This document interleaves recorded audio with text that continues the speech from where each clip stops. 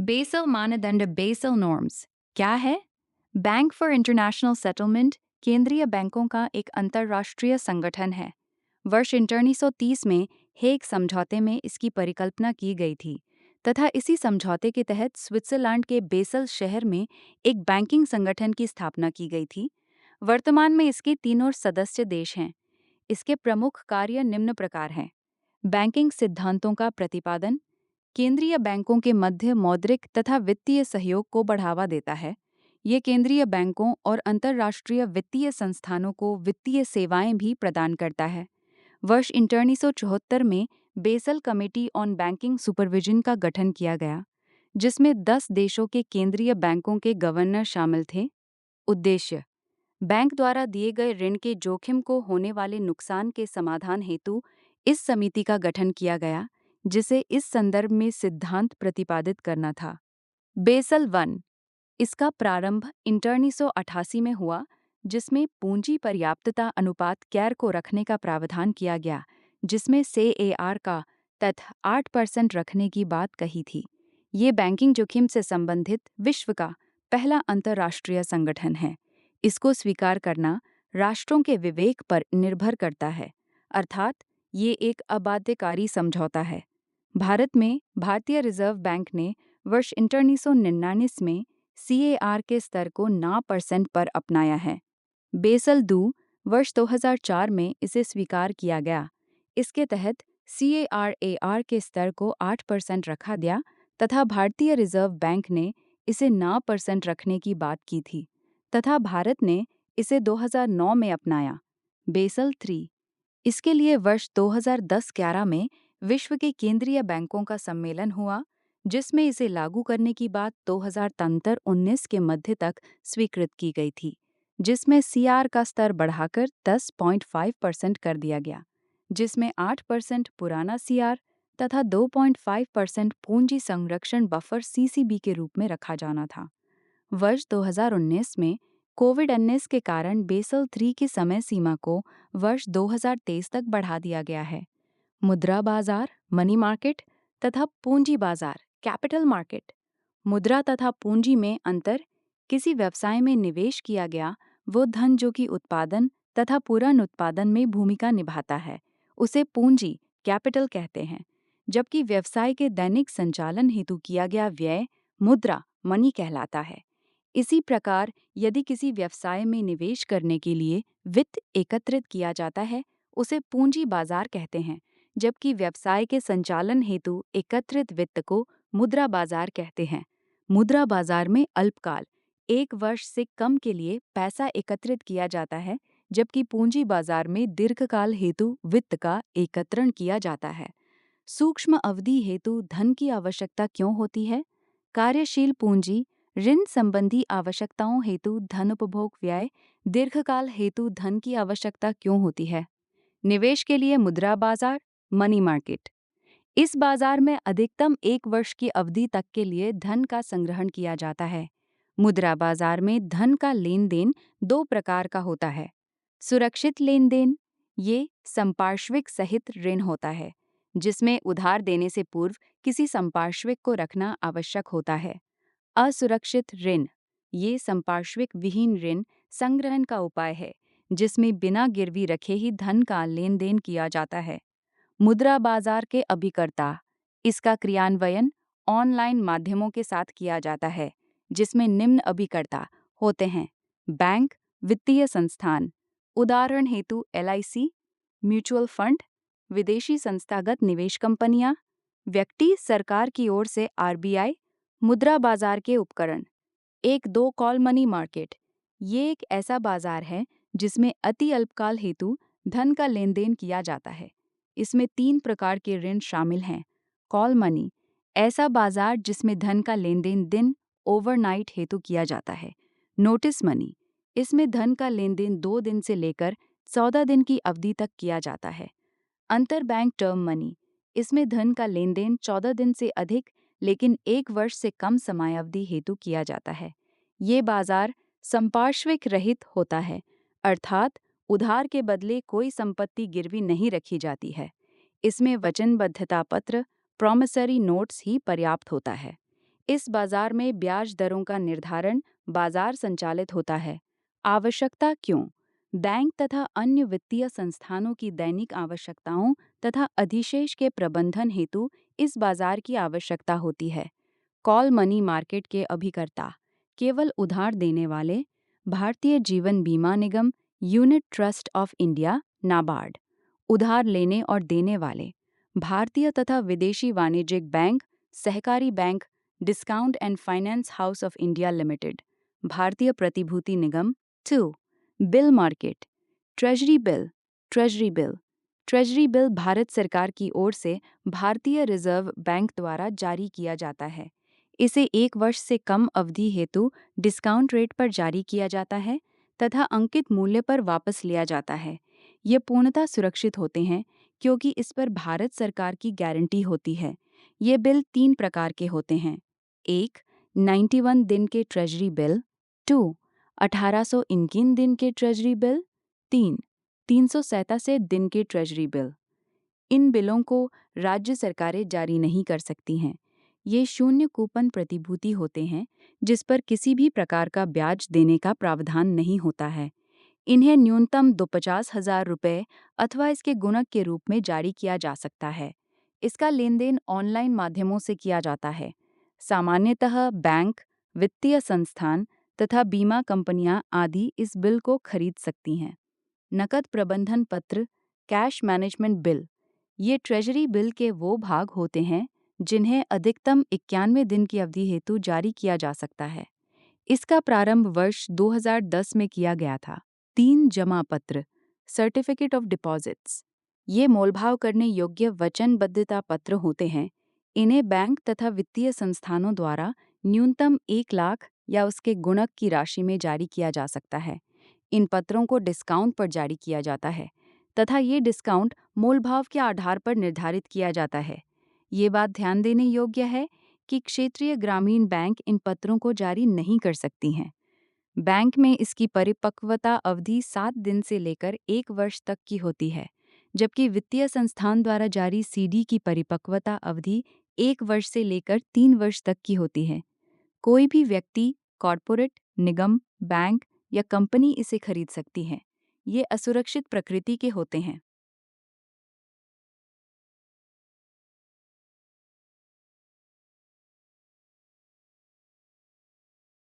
Lecture 20। पूंजी बाजार वाणिज्यिक प्रपत्र, कमर्शियल पेपर्स। ये कम समय के असुरक्षित प्रकृति वाले वचनबद्धता पत्र होता है। कोई भी कॉरपोरेट, प्राथमिक डीलर, वित्तीय संस्थान, द्वितीय या सेट सलाइड डीलर इसे जारी कर सकते हैं। इन्हें डिस्काउंट पर जारी किया जाता है। कोई भी व्यक्ति, कॉरपोरेट, वित्तीय संस्थान, निगम, बैंक या कंपनी इसे खरीद सकती है। इसकी परिपक्वता अवधि 7 दिन से लेकर 1 वर्ष तक की होती है। वाणिज्यिक प्रपत्र को जारी करने वाली संस्था की क्रेडिट रेटिंग होना आवश्यक है। इन्हें न्यूनतम 5 लाख या उसके गुणक की राशि में जारी किया जा सकता है। वे वित्तीय संस्थान जिनका न्यूनतम नेटवर्थ 4 करोड़ होता है, उनके द्वारा इसे जारी किया जा सकता है। इन पत्रों को अंकित मूल्य पर डिस्काउंट के साथ जारी किया जाता है। वाणिज्यिक बिल, कमर्शियल बिल्स, इन्हें बैंकों द्वारा जारी किया जाता है।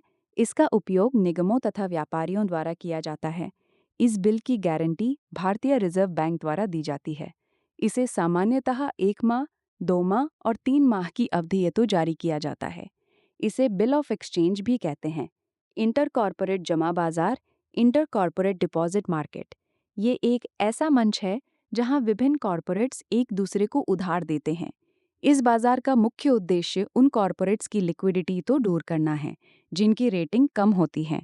इसमें कॉरपोरेट्स, विशेष रूप से छोटे कॉरपोरेट्स, अपनी अधिशेष निधियों का उपयोग करके अन्य कम रेटिंग वाले कॉरपोरेट्स को असुरक्षित ऋण प्रदान करते हैं। इस प्रकार जिन कॉरपोरेट्स के पास अधिशेष धनराशि होती है, वे उसे उन कॉरपोरेट्स को उधार देते हैं जिन्हें फंड की आवश्यकता होती है, लेकिन वे उच्च रेटिंग के अभाव में पारंपरिक वित्तीय संस्थानों से ऋण प्राप्त नहीं कर पाते। पूंजी बाजार, कैपिटल मार्केट।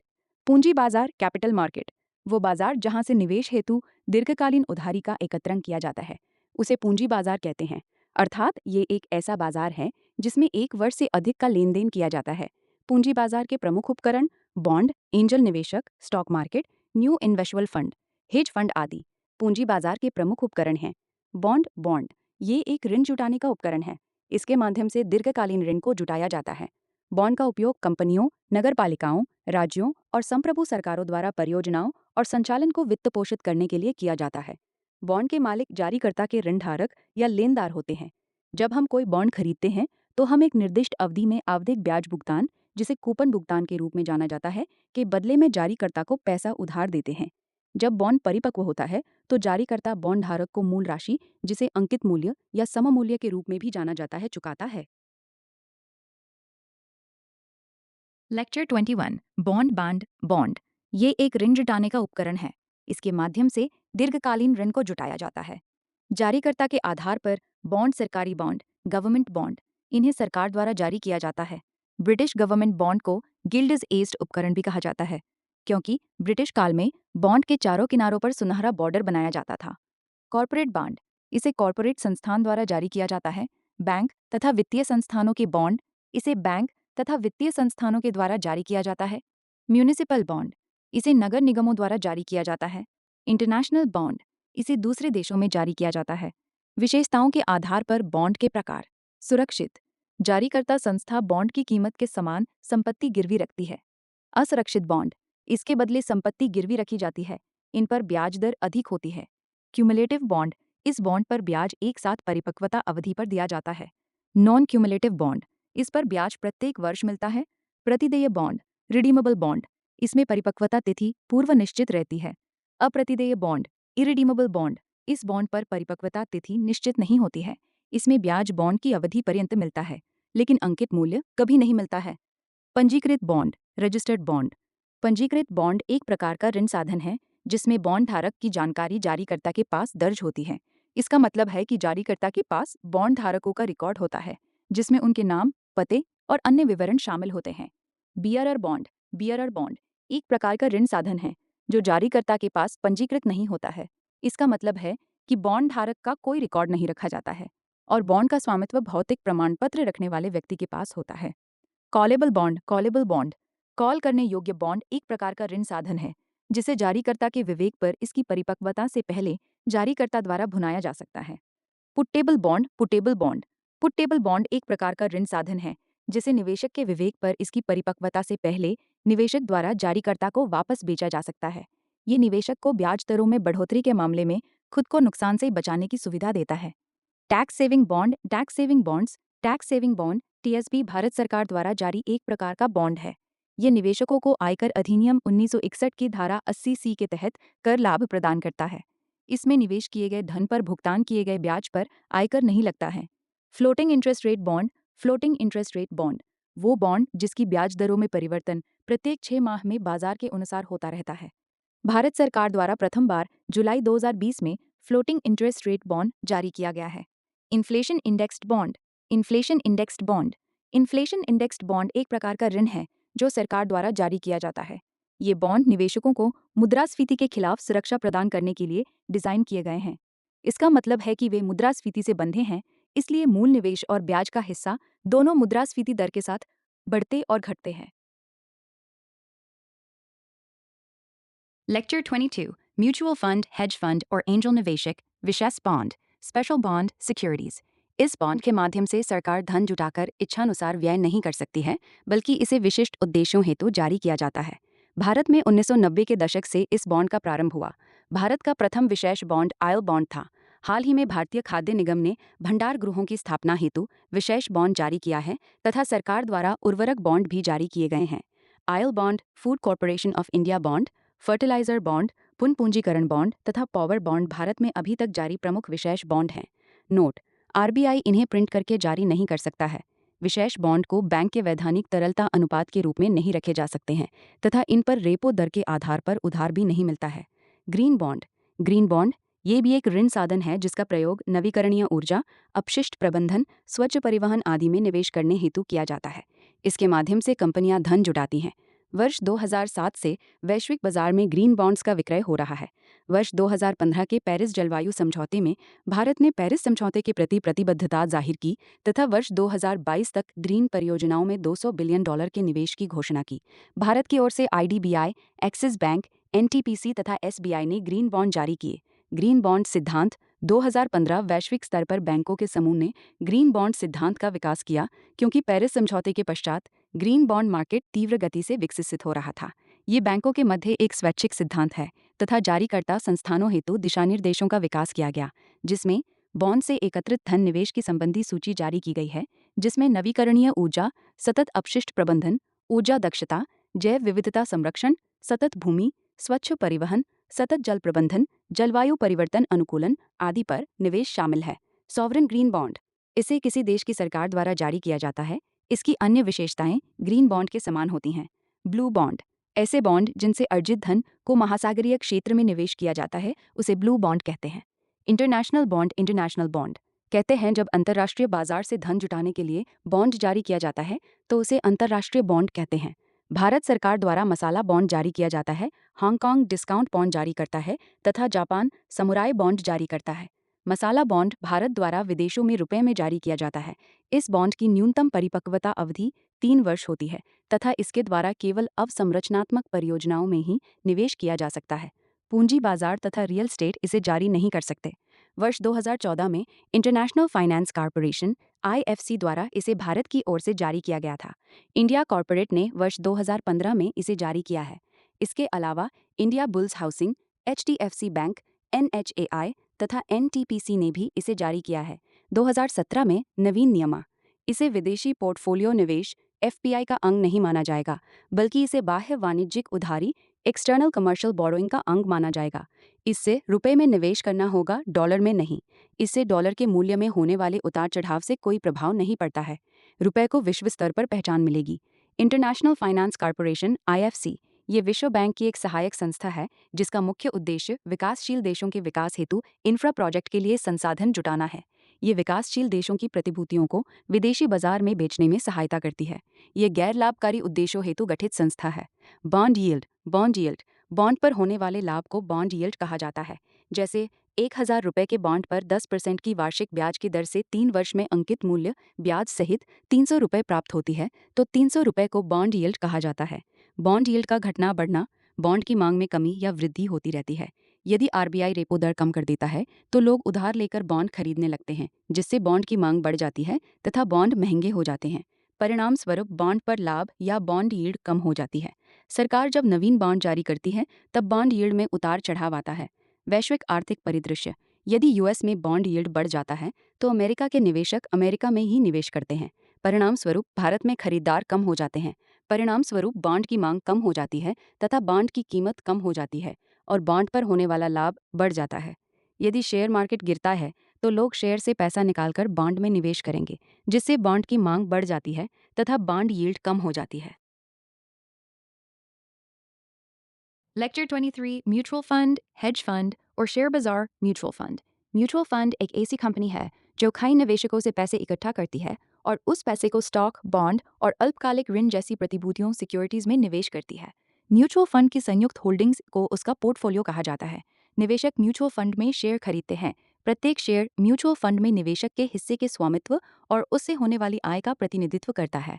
वे लोग जिन्हें प्रतिभूति बाजार, सिक्योरिटी मार्केट में या शेयर बाजार में निवेश करने की तकनीकी जानकारी नहीं होती है, वे भी म्यूचुअल फंड के माध्यम से निवेश कर सकते हैं। म्यूचुअल फंड भी व्यापार योग्य है और इन्हें किसी भी समय बेचा जा सकता है।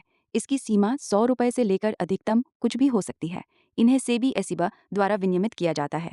म्यूचुअल फंड का निर्माण एक एसेट मैनेजमेंट कंपनी होती है जो म्यूचुअल फंड का निर्माण करती है, जैसे SBI mutual fund, axis mutual fund, Aditya Birla mutual fund. कुछ एसेट मैनेजमेंट कंपनी ऐसी होती है जो कई सारे म्यूचुअल फंड चलाती हैं। म्यूचुअल फंड के प्रकार: 1. Equity mutual fund. ये म्यूचुअल फंड का ज़्यादातर पैसा अलग अलग कंपनियों के शेयरों अर्थात स्टॉक, शेयर मार्केट में निवेश करते हैं। 2. Debt mutual fund. प्रतिभूतियों में निवेश करते हैं, जैसे बॉन्ड, सरकारी प्रतिभूतियों और हाइब्रिड म्यूचुअल फंड। ये शेयर बाजार और प्रतिभूति बाजार दोनों में निवेश करते हैं। इक्विटी म्यूचुअल फंड को उन कंपनियों या शेयरों के आधार पर आगे वर्गीकृत किया जाता है जिनमें वे निवेश करते हैं। 1. Large cap fund. Large cap fund की परिसंपत्तियों का कम से कम 80% उन कंपनियों में निवेश करते हैं जिनके पास बड़ा बाजार पूंजीकरण या लार्ज मार्केट कैप है। सेबी लार्ज कैप कंपनियों को स्टॉक एक्सचेंजों पर सूचीबद्ध सबसे बड़े बाजार पूंजीकरण वाली शीर्ष 100 कंपनियों के रूप में परिभाषित करता है। लार्ज कैप फंड तुलनात्मक रूप से स्थिर रिटर्न देती हैं। नोट: अन्य इक्विटी म्यूचुअल फंड की तुलना में लार्ज कैप फंड जोखिम मीटर पर कम होते हैं। 2. मिड कैप फंड: ये फंड कुल फंड पूल का कम से कम 65% मिड कैप कंपनी के शेयरों में निवेश करते हैं। मिड कैप कंपनियां वे हैं जो मार्केट कैप के मामले में 101-260 के बीच रैंक करती हैं। वे लार्ज कैप फंडों की तुलना में अधिक जोखिम उठाते हैं। 3. Small cap fund: small cap fund mutual fund होते हैं जो स्मॉल कैप कंपनियों के शेयरों में निवेश करते हैं। स्मॉल कैप स्टॉक एक्सचेंज की सभी कंपनियां हैं जो 260 के बाद से रैंक करती हैं। ये फंड जोखिम भरे हैं और उच्च विकास की संभावनाओं की तलाश करने वाले निवेशकों के लिए सबसे उपयुक्त है। 4. सेक्टर आधारित म्यूचुअल फंड: ऐसे म्यूचुअल फंड जो विशेष सेक्टर में पैसा लगाते हैं, जैसे ऑटोमोबाइल, बैंकिंग, रियल एस्टेट, प्रौद्योगिकी आदि। 5. टैक्स सेवर फंड या ELSS: equity linked saving scheme. ELSS fund सामान्य इक्विटी फंड की तरह काम करते हैं, लेकिन निवेशक अपने निवेश के लिए कर लाभ का दावा कर सकते हैं। जब सरकार किसी क्षेत्र को बढ़ावा देना चाहती है, तो उस क्षेत्र में जो म्यूचुअल फंड निवेश करता है, उन्हें कर में छूट दी जाती है। इसमें सूक्ष्म, लघु और मध्यम उद्यम, इलेक्ट्रिक बैटरी का निर्माण और सेमीकंडक्टर उद्योग आदि शामिल हैं। हेज फंड: ये फंड भी एक प्रकार का म्यूचुअल फंड होता है। हेज फंड अक्सर उच्च निवल मूल्य वाले व्यक्तियों, संस्थागत निवेशकों और विशिष्ट वित्तीय मानदंडों को पूरा करने वाले निवेशकों को सेवाएं प्रदान करते हैं। हेज फंड उच्च जोखिम वाले तथा उच्च रिटर्न वाले व्यवसाय में निवेश करते हैं। हेज फंड्स में जोखिम की अधिक संभावना होती है क्योंकि वे अपनी जटिल रणनीतियों और गैर सार्वजनिक रूप से कारोबार की जाने वाली परिसंपत्तियों में निवेश करते हैं। इस फंड में न्यूनतम निवेश 1 करोड़ का होता है, इसीलिए इसे रिच मैन म्यूचुअल फंड कहा जाता है, क्योंकि सारी प्रक्रिया म्यूचुअल फंड की तरह होती है। इस फंड में हाई नेटवर्थ इंडिविजुअल HNI निवेश करते हैं। Venture capital VC: venture capital VC एक प्रकार का निजी इक्विटी वित्त पोषण है जो स्टार्टअप और छोटे व्यवसायों को दीर्घकालिक विकास के लिए पूंजी प्रदान करते हैं। वेंचर कैपिटल फंडिंग आमतौर पर निवेशकों, वित्तीय संस्थानों और इन्वेस्टमेंट बैंकों से आती है। इसके निवेशक व्यवसाय में पैसा भी लगाते हैं और मार्गदर्शन भी देते हैं। वैकल्पिक निवेश निधि ऑल्टरनेटिव इन्वेस्टमेंट फंड: वैकल्पिक निवेश निधि एक विशेष निवेश श्रेणी है जो पारंपरिक निवेश साधनों से अलग है। ऑल्टरनेटिव इन्वेस्टमेंट फंड को निजी रूप से जमा निवेश कोष के रूप में परिभाषित किया गया है। ये एक निजी तौर पर एकत्रित निधि है। आमतौर पर संस्थान और HNI AIF में निवेश करते हैं क्योंकि इसमें अधिक पूंजी के निवेश की आवश्यकता होती है। ये कोष सेबी ZAB द्वारा विनियमित किया जाता है। AIF का गठन कंपनी सीमित देयता भागीदारी, LLP, ट्रस्ट आदि के रूप में किया जा सकता है। ऑल्टरनेटिव इन्वेस्टमेंट फंड के प्रकार के आधार पर न्यूनतम निवेश राशि 1 करोड़ रुपए है। प्रबंधन के तहत संपत्तियों में startup, SME fund, infrastructure fund, निजी इक्विटी फंड या यहाँ तक कि हेज फंड भी शामिल हो सकते हैं, जो फंड के प्रकार के आधार पर सूचीबद्ध या गैर सूचीबद्ध डेरिवेटिव में व्यापार कर सकते हैं। सेबी द्वारा वैकल्पिक निवेश निधि को श्रेणी I AIF, श्रेणी 2 AIF और श्रेणी 3 AIF के रूप में वर्गीकृत किया गया है। अल्टरनेटिव इन्वेस्टमेंट फंड के प्रकार: भारत में अल्टरनेटिव इन्वेस्टमेंट फंड को सेबी के नियमों के अनुसार 3 प्रकारों में वर्गीकृत किया गया है। श्रेणी I: ये श्रेणी स्टार्टअप या प्रारंभिक उद्यमों में निवेश करते हैं, जैसे venture capital fund, infrastructure fund आदि। श्रेणी 3: ये फंड हैं जिन्हें श्रेणी I अल्टरनेटिव इन्वेस्टमेंट फंड या श्रेणी 3 अल्टरनेटिव इन्वेस्टमेंट फंड के रूप में वर्गीकृत नहीं किया जा सकता है। ये दिन प्रतिदिन की अपनी परिचालन आवश्यकताओं को पूरा करने के अलावा लाभ या ऋण लेने का कार्य नहीं करते हैं। इन कोष को सेबी विनियम 2012 के तहत अनुमति दी जाती है, जैसे रियल एस्टेट फंड, निजी इक्विटी फंड आदि।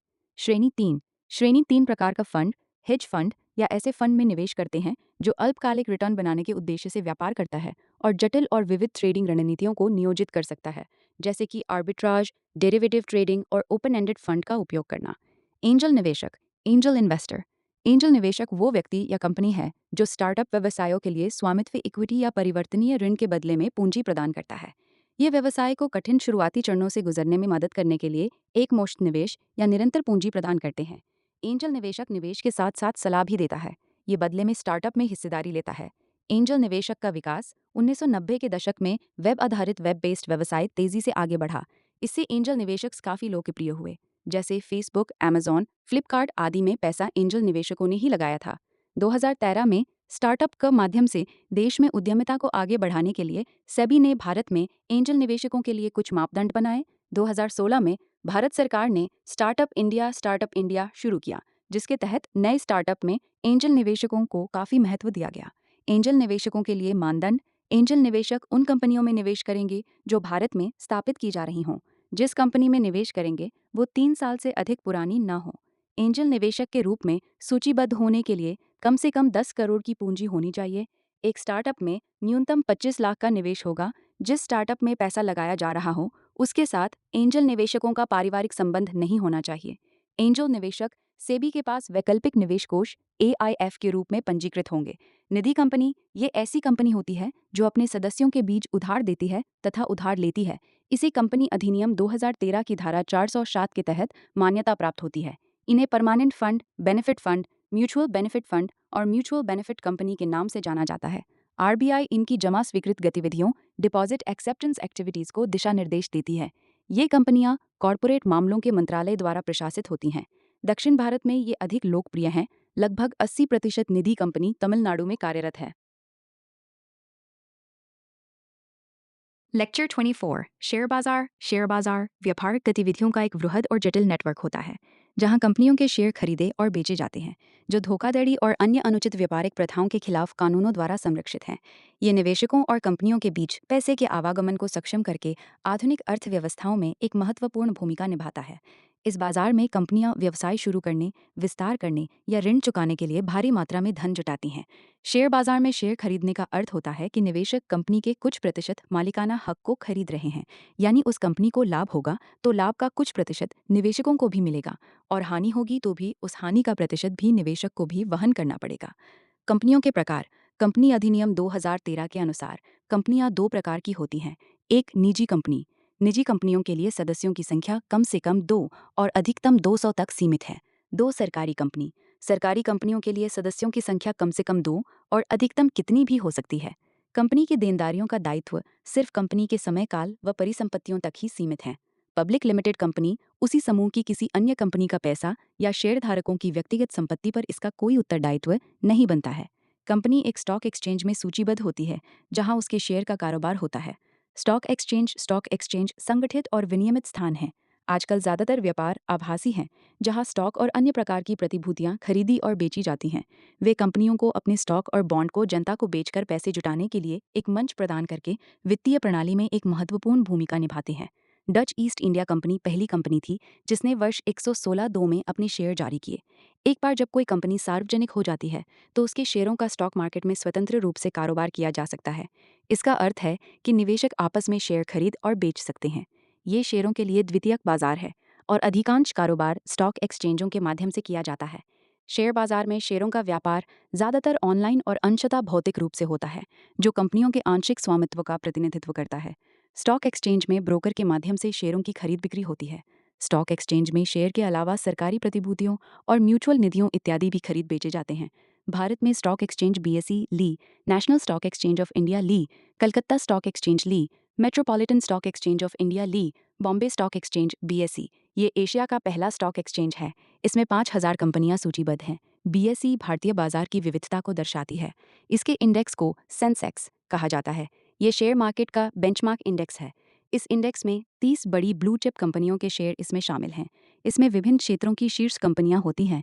इन कंपनियों के बास्केट को समय समय पर बदला जाता है ताकि नए क्षेत्र शामिल हों। चूंकि कंपनियों की बास्केट बदलती रहती है, इसलिए सेंसेक्स को भारतीय शेयर बाजार का दर्पण और अर्थव्यवस्था का बैरोमीटर माना जाता है। नेशनल स्टॉक एक्सचेंज NSE इसकी स्थापना वर्ष 1992 में हुई थी। इसका बाजार पूंजीकरण बॉम्बे स्टॉक एक्सचेंज के बराबर है। इसमें 1600 कंपनियां लिस्टेड हैं। इसके इंडेक्स को निफ्टी कहा जाता है। पूंजी बाजार भारत के पूंजी बाजार में भ्रष्टाचार तथा पारदर्शिता का अभाव होने के कारण सरकार ने भारत के पूंजी बाजार में पारदर्शिता तथा पेशेवर सत्यनिष्ठा मार्केट इंटेग्रिटी को बढ़ावा देने का प्रयास किया। परिणाम स्वरूप कई भारतीय और विदेशी सामने आए और एक न्यू मॉडल के स्टॉक एक्सचेंज की स्थापना की बात कही। भारतीय YC, GIC, SBI, IDFC, विदेशी सिटी बैंक, भारत का महानगरीय स्टॉक एक्सचेंज, इसे MSE कहा जाता है। ये वर्ष 2008 में क्रियान्वित हुआ और 2013 से शेयर ट्रेडिंग शोर ट्रेडिंग शुरू किया।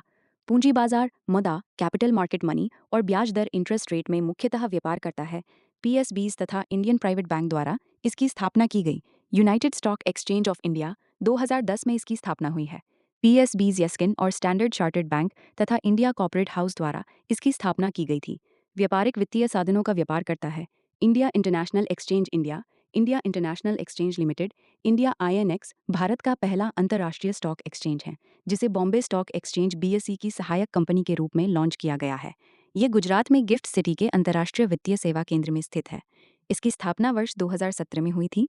BSE SME platform BSE limited ने सेबी द्वारा निर्धारित नियमों और विनियमों के अनुसार बीएसई एसएमई प्लेटफॉर्म की स्थापना की है। इस प्लेटफॉर्म की स्थापना वर्ष 2012 में की गई थी। बीएसई एसएमई प्लेटफॉर्म एक उद्यमी और निवेशक अनुकूल वातावरण प्रदान करता है, जो पूरे भारत में फैले असंगठित क्षेत्र के सूक्ष्म एवं लघु उद्यम एसएमई को एक विनियमित और संगठित क्षेत्र में सूचीबद्ध करने में सक्षम बनाता है। बीएसई एसएमई प्लेटफॉर्म इन एसएमई को उनके विकास और विस्तार के लिए इक्विटी पूंजी जुटाने में सहायता करेगा और इस प्रकार उन्हें पूर्ण विकसित कंपनियों के रूप में विकसित होने में मदद करेगा। National Stock exchange NSE emerge emerge national Stock exchange का एक प्लेटफॉर्म है। इमर्ज एक विश्वसनीय और कुशल बाजार है जो देश में परिष्कृत निवेशकों और उभरते कॉर्पोरेट्स के बीच तालमेल बिठाने के लिए है। सूक्ष्म एवं लघु उद्यम एसएमई के लिए समर्पित है।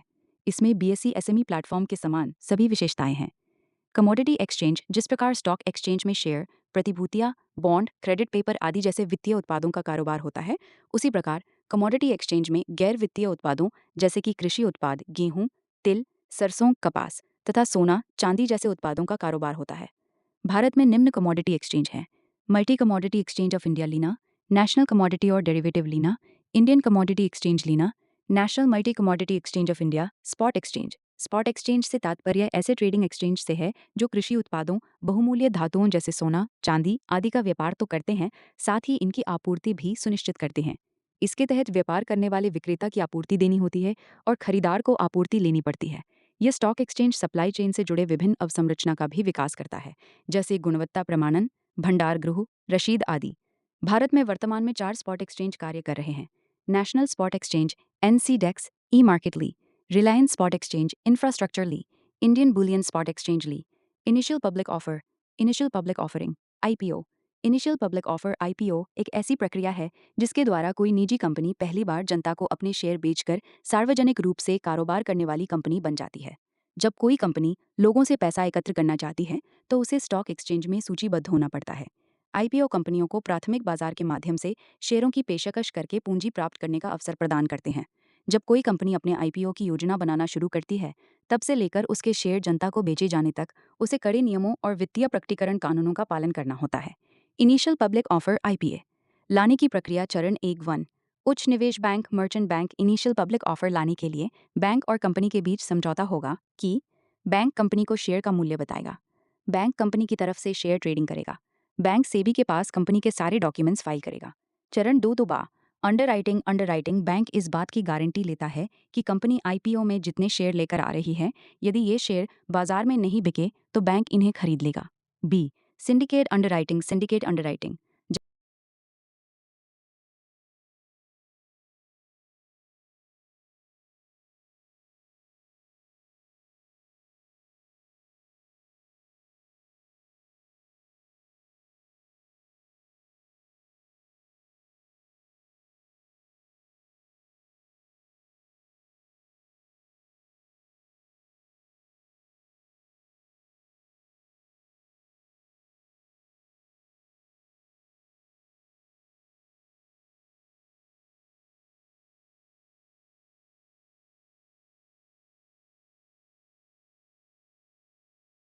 ये रहा आपका दिया हुआ टेक्स्ट वैसा का वैसा रीराइट करके।